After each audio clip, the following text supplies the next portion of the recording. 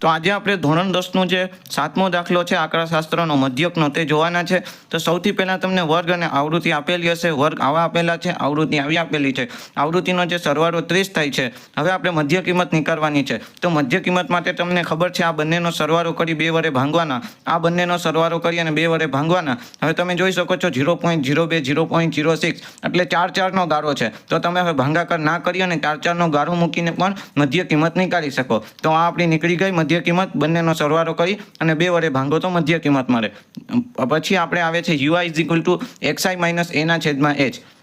તો સૌથી પહેલાં કોઈ એક રકમની એ ધારવો પડે ને માઇનસ ના આવે તેના માટે મધ્ય કિંમતમાં પહેલાં જે છે એને જ એ ધારી લીધો। તો અહીંયા 0 થઈ ગયો, એ ધાર્યો તેને। પછી નીચે 1 2 3 4 5 તમને ખબર છે ઉપર હોય તો માઇનસ હોય ને નીચે હોય તો પ્લસ હોય, એટલે મેં લખી નાખા 1 2 3 4 5। હવે તમારો તમારો સિગ્મા fi ui, તો આવૃત્તિ અને આ ui નો તમારો જે ગુણાકાર આવશે તે સિગ્મા fi ui આવશે। તો જે 4 0 0 9 1 9 9 2 18 બરોબર 3 2 6 4 ચોકે 16 અને 5 2 10 એવી રીતે આ મને મળી ગઈ સિગ્મા fi ui। આ બધાયનો સરવાળો આવશે તમારો 5 9। હવે બધું જ મળી ગયું છે। સિગ્મા fi ui આપણી પાસે છે, સિગ્મા fi પણ છે, એ પણ મળી ગયો। અને એ જ તમને ખબર છે કે મોટી આવૃત્તિમાંથી નાની આવૃત્તિ બાદ કરવાની, ગમે તે વર્ગમાંથી કરો મળી જાય। જો હું 0.04 માંથી 0.00 બાદ કરું તો મને 0.04 મળે। એવી રીતે આ બધાયમાં થાય। હવે આપણું સૂત્ર છે x bar = a + sigma fi ui ના છેદમાં સિગ્મા fi ગુણ્યા h। તો મેં a ની કિંમત મૂકી દીધી, sigma fi ui, sigma fi અને h ની કિંમત મૂકી દીધી।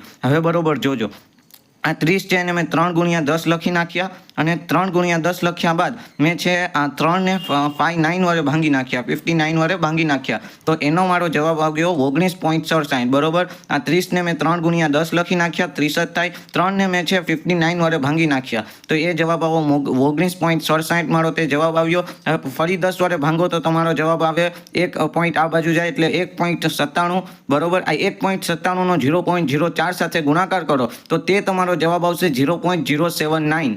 હવે તો તમારે સરવાળો જ કરવાનો છે। તો 0.02 + 0.079 નો સરવાળો કરો તો તમારો જવાબ x બાર = 0.099 આવશે।